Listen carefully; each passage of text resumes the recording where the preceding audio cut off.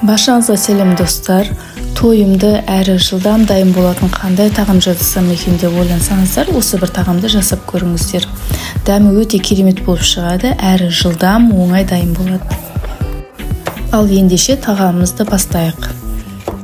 Ең алдымен қуырып алатын заттарымызды турап дайындап алатын боламыз. Видеодағыдай жуа, сәбіз, картошка. Сәбіз бен картошканың виді әдемі болу үшін мен арнайы пышақпен кестім, көріп тұрсыздар. Және де етімізді ұзынша етіп турап алатын боламыз. Енді қазанымызға майымызды құйып, жақсылап қызғаннан кейін етімізді салып 7-8 минут қызарғанша қуырып алатын боламыз. Одан кейін қалған қоспаларымызды қосатын боламыз. Жуа, сәбіз, картоп және де қызару үшін томат, дәміне қарай тұз қосып, жақсылап араластырып, тағы да 2-3 минут қуырып алатын боламыз. Қуырып болғаннан кейін суымызды кішкене ғана асырып құятын боламыз. Видеодағыдай көп тұрғандарыңыздай қатты көп болып кетпесін, себебі қамырымыз бұлжырап, жайылып кетуі мүмкін. Тым аз болып қалмасын, қамырымыз піспей қалады. Бетін жауып 40 минутқа жайытуға осылай қойып қоямыз, яғни еті таза пісу үшін.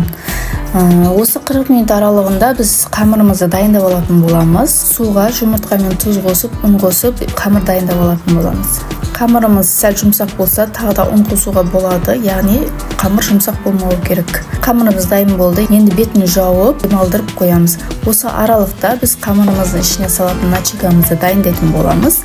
Начинкасына сәбіз бен аскөк. Сәбізімізді теркадан осылай өткеріп аламыз да, аскөгімізді турап, оның дәміне қарай тұз бен бұрыш салып, араластырып алып, дайындап қоямыз бұны да. Қасына сарымсақ қосып, мен қалған аскөкті тамаққа қосып жібердім. Ол да ерекше дәм беретін болғандықтан.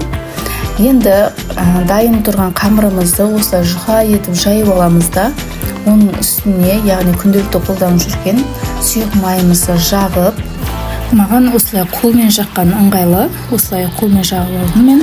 Оның үстіне начинкамызды салып, осылай жайып шығамыз да, қамырымызды 2 бөлікке бөліп, осылай орап алатын боламыз. Мен қамырды осылай орайым, әркім әрқалай орайды. Біреулер шетінен бастап орайды, біреулер ортасын тесіп, жан-жағына қарай кольцо қылып орайтын болады.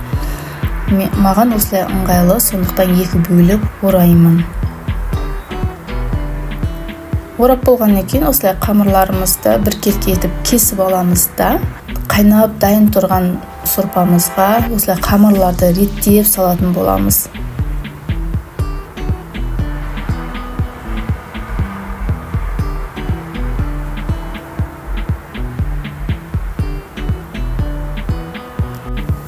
Қамырларды осылай салып шыққаннан кейін, кішкене қайнап бастағаннан астын жай отқа қойып, тағы да 30-40 минутқа демдеп қоятын боламыз. 40 минуттан кейін тағамымыз дайын болды. Енді қамырларын реттеп алып шығатын боламыз. Оның үстіне жаңағы подлимізді ортасына қалай қойсаңыздар да болады. Өз еркілеріңіз қалай сәндеп қойсаңыздар да болады. Мен осылай ортасына үйіп қана қойдым.